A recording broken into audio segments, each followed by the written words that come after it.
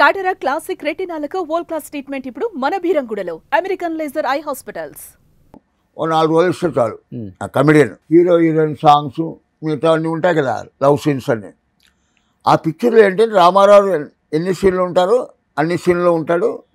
రామారావు ఎన్ని గెటప్పులు, రాజుబాబుకి అన్ని గెటప్పులు. ఆయన వెళ్ళి అడిగాడు నేను. రామారావు ఏం చేశారు, ఓకే మేము ఇస్తాం, ముందర రాజుబాబు గారు కాంబినేషన్ కదా, ఆయన ముందర ఆయన కాల్ షీట్ తీసుకురండి, దాన్ని బట్టి నేను అడ్జస్ట్ చేస్తాను. ఎందుకంటే అన్నీ ఎక్కువ పిక్చర్లు. ఒక ఫ్లోర్లో రామారావు, ఓ ఫ్లోర్లో నాగేశ్వరరావు, ఓ ఫ్లోర్ సోము, ఇంకో ఫ్లోర్లో కృష్ణ, అక్కడో గంట ఇక్కడో గంట అలా చేసి వచ్చేవాడు. హీరోలకు ధీటుగా ఒక కమిడియన్ వెళ్తున్నాడు, రెమ్యునరేషన్ వైజ్ కావచ్చు, క్యారెక్టర్ వైజ్ కావచ్చు, సినిమాలో అంటే ఇంపార్టెన్స్. అవును, అంటే అంటే ఒక బావమర్దో, ఓ ఫ్రెండో, బయట పోస్టర్ అతికిచ్చే దాంట్లో కూడా రాజబాబు అండ్ రమాప్రభ ఫొటోస్ లేని రోజు మనం చూడలేదు. అసలు ఈ హీరోస్ ఎలా తీసుకునే వాళ్ళు దాన్ని? జెలస్ గా ఫీల్ అయ్యే వాళ్ళ, లేకపోతే ఎంకరేజ్మెంట్ ఉండేదా? కాదు అసలు ముందర బిగినింగ్ డేస్లో రాజబాబు నొక్కాలని ట్రై చేశారు అనుకో, పిక్చర్ లేకో రాలేకో, ఎంత నొక్కితే అంత పంపులు వేసాడు రాజబాబు. తొక్కారు ఫస్ట్ లో. మామూలుగా ఏంటి, ఒక వేషాలు అంతే కదా, అప్పుడు కమెడియన్స్ ఎక్కువ. ఒక కమెడియన్కి వేషం పోతుంటే కష్టం కదా. అలా ఏంటి, ఎవడు దగ్గరాడో ఎవడు బాగా మనకు కావాలో పెట్టుకునేవాడు. నేను చెప్పాక ఇందాక నీరుకుమని వేషం అడ్వాన్స్ ఇచ్చింది, మళ్ళీ తెలంగాణకి వెళ్ళిపోయింది. అలా ఏంటంటే ఒక కాంపిటీషన్, అది సపోర్ట్ కూడా లేదు, మళ్ళీ సపోర్ట్ లేదు. అలాంటప్పుడు ఏంటంటే ఈ నిండు మనుషులకు వెళ్ళారు. రామారావు ఏంటి, రాజుబాబు ఉంటేనే పిక్చర్ ఆడుతుంది తెలుసు కదా. ముందర ఆయన చూడు ఎంత గొప్పవాడు.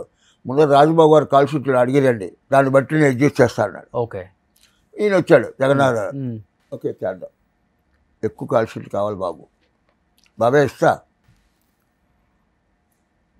డబ్బులేంటి. ఓ ఆ విషయంలో గట్టిగా డబ్బులేంటి అని అడిగాడు. నువ్వు 40-50 తీసుకుంటే 50 తీసేసుకో. ఏమ్మా రామారావు త్రూఅవుట్ వేసుకున్నాడు, గెటప్లు ఏమన్నా డబ్బులు ఇస్తా? త్రూఅవుట్ అంటే ఆయన రోజులు ఇవ్వాలి కదా. నేను రామారావుకి అనిపిస్తున్నావు, 1,00,000 బాబు, నాకు 1,00,000 చేసుకోమ్మా అన్నాడు. నువ్వు కమిడియన్వి అంటే రామారావుని పెట్టి పిక్చర్ తీసుకో అన్నాడు. ఆయన పెట్టి తీసుకుంటే పిక్చర్ ఆడాక మరి ఆడాలంటే నాకు డబ్బులు 1,00,000 ఇవ్వాలి. అలా కాదు, 75,000 తీసుకో అన్నాడు. కాదు, 1,00,000 రూపాయలు తీసుకున్నాడు. ఓకే, డిమాండ్ చేస్తారు అన్న బాగా రెమ్యునరేషన్? అస్సలు డిమాండ్ లేదు ఇక్కడ. ఎదిగే మా అన్నయ్య కూడా అనేవాడు, ఇక్కడ ఎవరు ఏ ఆర్టిస్ట్ని ఎవడు పెంచడు, మనమే ఎదగాలి. ఓకే, ఇప్పుడు అంటే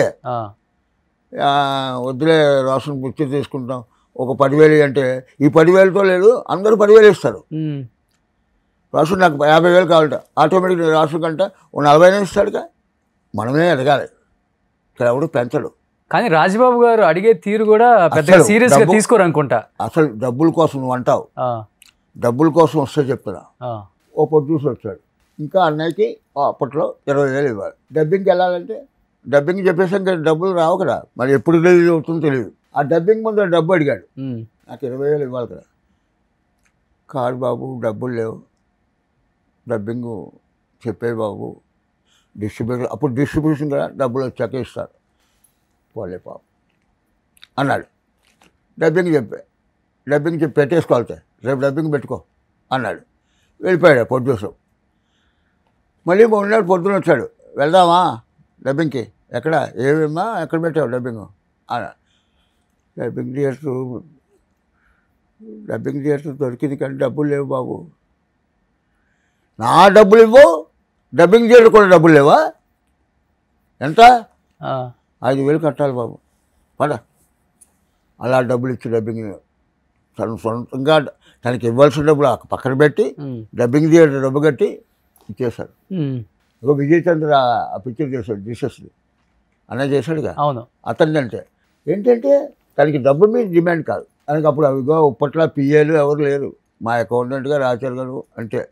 మీరు చూసుకునే వాళ్ళ కొంత అకౌంట్ అసలు చూసుకున్నా. అసలుకి నేను అప్పుడు ఇక్కడ చదువుకుంటున్నా, నేను వెళ్ళే ఆచార్య గారైనా ఉండేవాడు. అలాగే మళ్ళీ తనకి డబ్బు కాదు, తను ఏంటంటే తన డ్రెస్సింగ్. ఎలా లైఫ్ ఎలా ఉంటుంది ఆయన అసలుకి? ఎవడు హీరోలు కూడా ఎంజాయ్ చేయలే. అంటే ఎలా ఎంజాయ్ చేస్తారు అంటే ఏంటి, తనకి ఏం కావాలో, తనకి బట్టలు, దానాలు ధర్మాలు. ఉంగరాలు ఉంగరాలు లేవు, ఒక 2-3 ఉంగరాలు పెట్టుకున్నాడు. నాకు బంగారు వాచి పెట్టుకోవాలి. మన తోట సుబ్బారావు గారు అని పరమానంద సృష్టిలు చూశారు. తను బంగారు వాచి కొనుక్కోవాలి, ఆయన బంగారు వాచి ఇచ్చాడు. ఎలా ఉంటుంది? ఓకే. దానికి ఏంటంటే ఎంజాయ్ చేయి, నువ్వైనా నేనైనా. నాకు తెలుసు నిజం, enjoy the life to the maximum extent bracket without hurt anybody. Okay. ఇంకొక జన్మ లేదు రోషన్ ఇక్కడ, ఎవరిని బాధ పెట్టుకుని ఎంజాయ్ చేయి. అందులో ఏంటి, తను బాధలు పడి అన్ని బాధలు పడి పైకి వచ్చాక చెప్పాను కదా ఇంతగా ₹1,00,000 కారు ఏంటి, ఆ కారు ఎలా కొన్నాడో తెలుసా నీకు? శివాజీ గణేషన్ గారు. శివాజీ గణేషన్. నువ్వు ఇల్లు తీసావు చూసావా, ఆ ఇంటికి అరుగు 4 మెట్లు ఉంటాయి. అరుగు మీద కూర్చుని మెట్ల మీద కాలు పెట్టుకుని మా అన్నయ్య 2 పిల్లలు కూర్చునేవాడు. మా అన్నయ్య ఒక పెగ్గ మంది వేసి లుంగి కట్టుకుని టీషర్ట్ వేసుకుని అలా కూర్చున్నాడు. శివాజీ గారి కారు మద్రాసులో ఎక్కడా లేదు, అది గ్రీన్ టొయోటో, అది చాలా కాస్ట్లీ. అది ఆరన్ కూడా ఇంకా మద్రాసులో లేదు. ఆరన్ కొట్టంటే శివాజీ గారి కారు అని అర్థమైపోతుంది, అలా ఉండేది. మా ఇంటి ముందు నుంచి వెళ్తాను.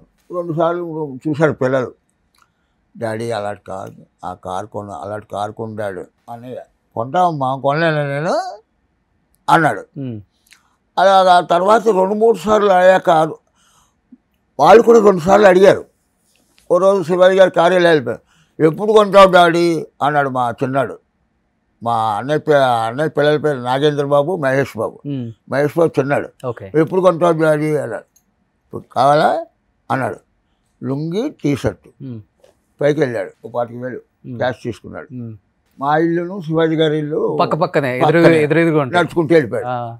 నడుచుకుంటూ వెళ్ళిపోయి ఆ గోర్ఖా అయ్యా ఉల్లా ఎరకారు లోపలికి వెళ్ళాడు. రాజుబాబు ఎలా రాజుబాబు ఎలా అన్నాడు ఆయన. అంత కారు వెనక్కి వెళ్ళాను మా అప్ప అన్నాడు. వెళ్ళాడు. అది ఎవరో నడిచింది ఇక్కడ ₹1,00,000 1,00,000. అప్పుడు 1,00,000 అంటే మాట్లాడు పెద్ద విషయం కదా. ఇవో పాటికి వెళ్ళాడు. తాళం సేవకుడుగా అన్నాడు. తాళం ఇచ్చేశాడు. ఏదో సరదాగా వాడు కొంచెం డ్రింక్ చేసి వచ్చాడా కూడా అనుమానంతో తాళం ఇచ్చేశాడు. కారు వేసుకొచ్చాడు. ఓన్ డ్రైవింగ్ వచ్చి అన్నకి బాగా, మా అన్నకి బాగా డ్రైవ్ వచ్చేసి మా కారు పార్కింగ్లో పెట్టేశాడు. పిల్లల్ని ఎక్కించుకున్నాడు. ఓ రౌండ్ కొట్టాడు. మొన్నాడు పొద్దున్న మా అకౌంటెంట్ ఆచార్య గారు ఉన్నాను కదా, ఆయన చెడ్డా శివాజీ గణేష్ మిగతా 75,000 ఇచ్చేసి వచ్చాడు. ఏదో సరదాగా పట్టుకెళ్ళాడు కూడా కారు. అదేంటండి ఆయన వచ్చాడు ఇంటికి. ఏంటా ఏంటి ఇది అంటే, నువ్వేం చెప్పావు, 1,00,000 అన్నావుగా, నేను 25 ఇచ్చాం కదా, ఇప్పుడు 75 ఇచ్చాంగా, ఇంటికి వెళ్ళిపోమ్మా, ఇది మాదేనమ్మా అన్నాడు. ఎలా ఉంటుంది ఆయన ఏదో మామూలుగా ఏదో మూడ్లో పట్టుకెళ్ళాడు అనుకున్నాడు. డబ్బిచ్చాక నువ్వేవాడు రాజుబాబు వెళ్ళాడా కారు వాంగటాక పోదుడా గాడ్ బ్లెస్ అని బ్లెస్ చేసి వెళ్ళిపోయాడు. ఆ కారు కొన్నాక ఇండస్ట్రీలో అందరికీ రాజుబాబు ఏంటి, శివాజీ గారి కారు ఏంటి, జలసి ఏంటంటే ఆడ అనుకున్న అన్నీ జరిగిపోవాలంతే. ఇంకా మళ్ళీ నువ్వు ఒక రోజుని అన్నయ్య అందరూ అంటారు మేకప్ వేసుకున్నాక ఎప్పుడు దించాడు. మేకప్ తీసాక మనం డ్రెస్ మార్చుకుంటాం కదా, మనం డ్రెస్ వేసుకుంటాం కదా, అప్పుడు ఒక పెగ్గ వేసుకున్నాడు. తన కారు ఇది వాయిని స్టూడియో నుంచి కోడంబక్కం బ్రిడ్జి దిగిన వెంటనే లెఫ్ట్ సైడ్ మహాలింగపురం, అక్కడ మా ఇల్లు. మన వస్తుంటే కారు ఆరు కొడితే తెలిసిపోయాడు మా వదిన ఎలా పిల్లలు అలా ఉండేది. ఒకరోజు నేను ఎంజీఆర్ గారు సీఎం అప్పుడు ఈ కారు వేసుకొస్తుంటే ఈ డ్రింక్ చేసే ప్రొఫెషన్ ఏదో ఉండేది. ఈ కోడంబాకం బ్రిడ్జి ఎక్కి మొదలో లేదు లిబర్టీ దగ్గర కారు ఆపేశారు. అప్పుడు ఏంటంటే డ్రింక్ చేసే బెలూన్ వదాలి, అదేదో గ్రీన్ కలర్ వస్తే తాగినట్లు లెక్క. ఓకే, కారు ఆపారు. కారు ఆపితే మా అన్నయ్య అన్నాడు, అన్న నమస్తే అన్నాడు పోలీసు వాడు. బెలూన్ ఊదంగా ఊడతాం అన్నాడు. అని కొంచెం పక్కన తప్పుకో అన్నాడు. కారు పక్కన పెడతా అన్నాడు. సరే పక్కన పెడదామని అనుకున్నాడు. పోలీసులు తప్పుకున్నాడు. కారు సీట్లో కూర్చున్నాడు. ఈయన కోడ పక్కన ఎక్కేశాడు. వచ్చేసాడు. వచ్చేసి ఇంట్లోకి వచ్చాడు. ఇంటికి వచ్చేసి కూర్చున్నాడు. ఎవరు వస్తాడు చూస్తా. ఇంటికి వచ్చి, అమ్మలు ఆర్టిస్టును ఇన్ని పిక్చర్లు చేసి తమిళనాడులో చూడు పోలీసు వాడు బొడగోదమన్నాడు నన్ను అన్నాడు. ఇది ఆయన ఎక్కడ ఎందుకు మీరు ఏం సరదాగా మీకేం తెలుసు, షూటింగ్ అయిపోయాక ప్యాక్ చేసుకుని వచ్చాం, కారు డ్రైవ్ చేసుకున్నాం అన్నాడు.